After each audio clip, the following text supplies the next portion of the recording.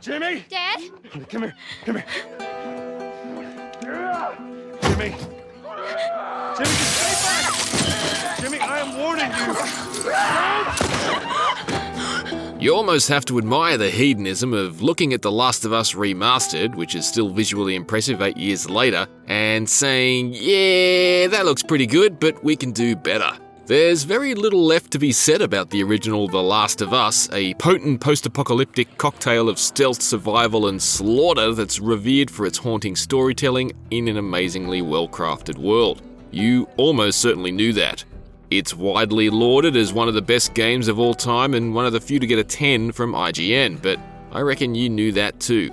In fact, it's a game so nice they built it thrice, which is where we find ourselves with The Last of Us Part 1, now the third version of Naughty Dog's 2013 masterpiece to arrive inside a decade.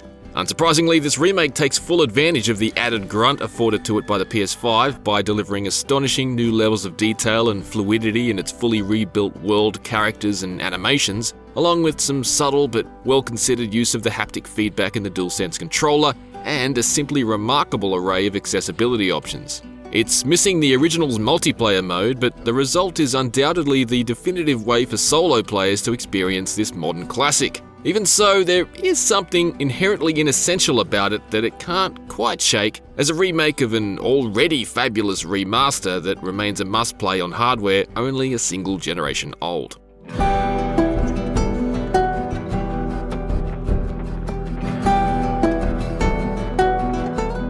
Make no mistake, the story here in both the main game and the short prequel Left Behind, which is included in Part 1 still as a separate story, remains as strong, as captivating, and as shocking as it ever was. If you've yet to play it, The Last of Us is a tangled bramble of themes, but Naughty Dog weaves them together expertly.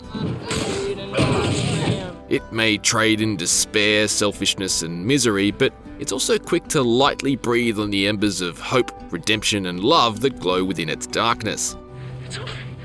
The upshot is an unforgettable journey that I still can't recommend highly enough. Of course, if you're familiar with the story already, know that I really enjoyed watching it unfold all over again, from its harrowing opening chapter Stop right there! to its bruising final moments. Playing again actually confirmed to me a suspicion I've held since playing The Last of Us Part 2, that the original remains superior over its sequel in terms of its story. The Last of Us Part 2 is a technically outstanding follow-up with a fascinating tale of its own that completely immersed me, but it's an almost exclusively grim one, and the heavy spotlight on revenge, hate, and self-destruction is exhausting and disillusioning in a way the original is not. Whoa! How the hell would he even walk around with that thing? Get rid of that. Look, hold your horses. I want to see what all the fuss is about. For clarity, The Last of Us Part 1 has been positioned as a complete rebuild for PS5, a remake and not a remaster. Despite some hand-wringing to the contrary, this does feel mostly true. While The Last of Us Part 1 features two display modes, one that achieves 84K at a targeted 30 frames per second, and another that presents dynamic 4K at a targeted 60 frames per second, Naughty Dog has done much more here than simply dial up the resolution and crank out an increased frame rate. Our full performance review of The Last of Us Part 1 goes into more technical detail, but broadly speaking, all the characters and environments have been remade entirely, and it does show. While I'd agree that it's been tough to see a vast gulf between 2014's The Last of Us Remastered and The Last of Us Part 1 in the video comparisons Sony has been rationing out, in-game there's definitely an overt leap in fidelity and quality. I opted for the dynamic 4K 60fps performance mode and toggled off the film grain, as the higher frame rate makes for far smoother camera panning left and right, and the default grain effect honestly does little but obscure how good everything looks on PS5. Among the most noticeable changes are the facts that foliage is denser, destructible objects are more abundant, and reflections are a standout. The soft lighting is also absolutely stunning, and it's brimming with details so granular you'll miss them if you don't look closely enough. Watch as the rain drizzles down Joel's rifle and snakes down his wet shirt before dripping realistically off the bunched parts of his sleeves.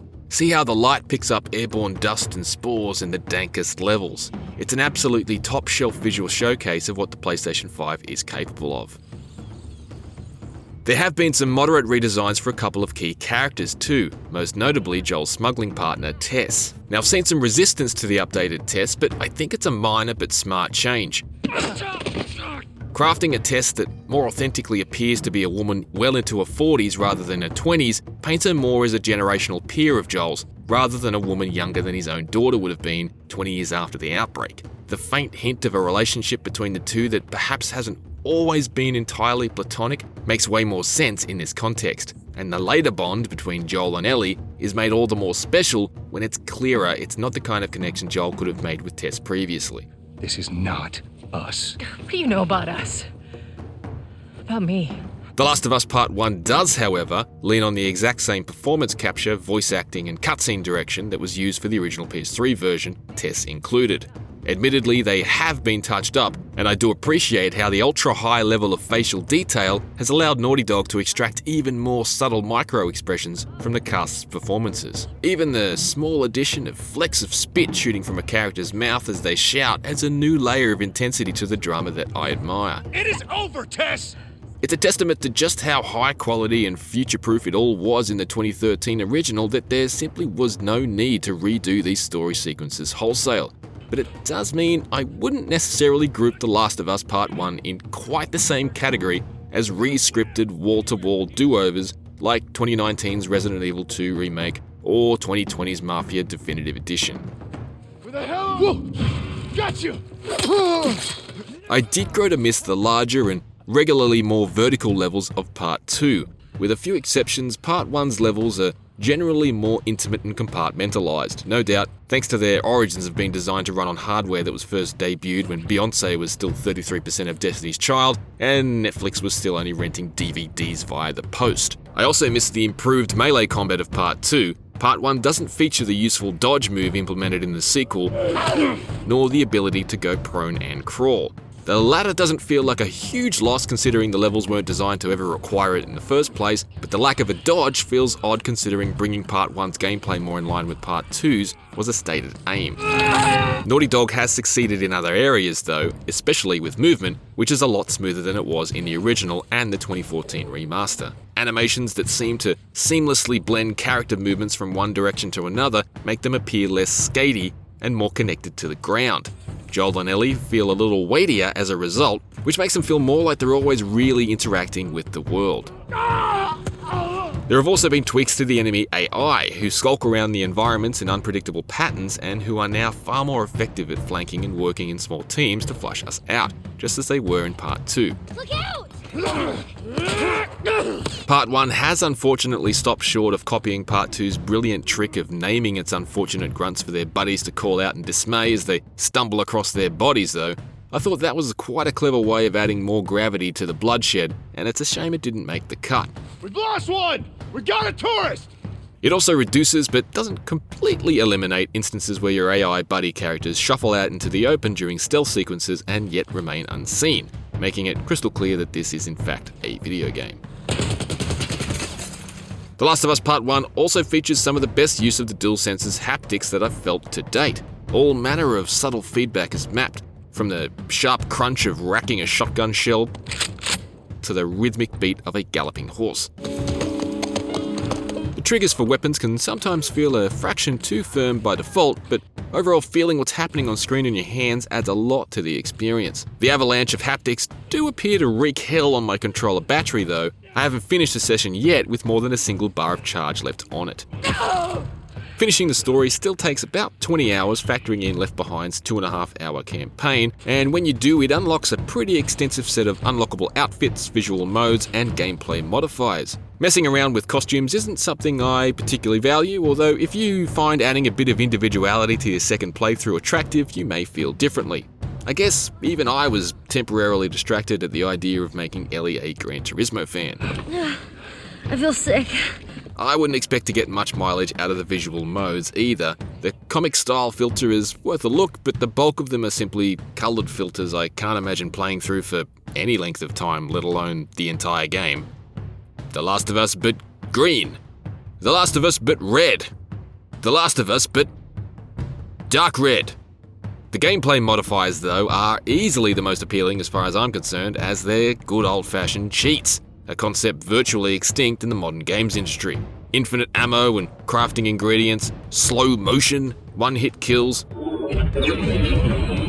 all neat to experiment with. Blasting infected to bits with unlimited exploding arrows may seem a bit off-brand in The Last of Us, but it's bloody fun, and more than a little cathartic after being on the run from those bastards for so long.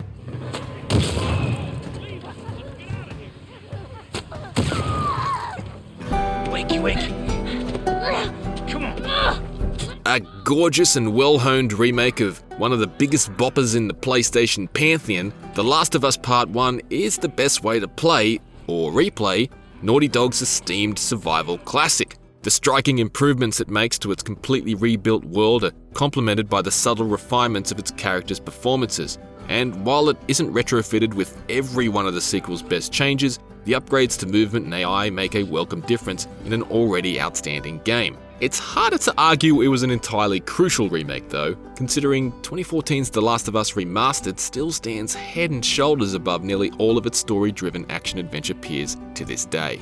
For a full technical rundown of The Last of Us Part 1, watch our in-depth performance review, and check out some of our gameplay footage to see it in action. For everything else, stay on IGN.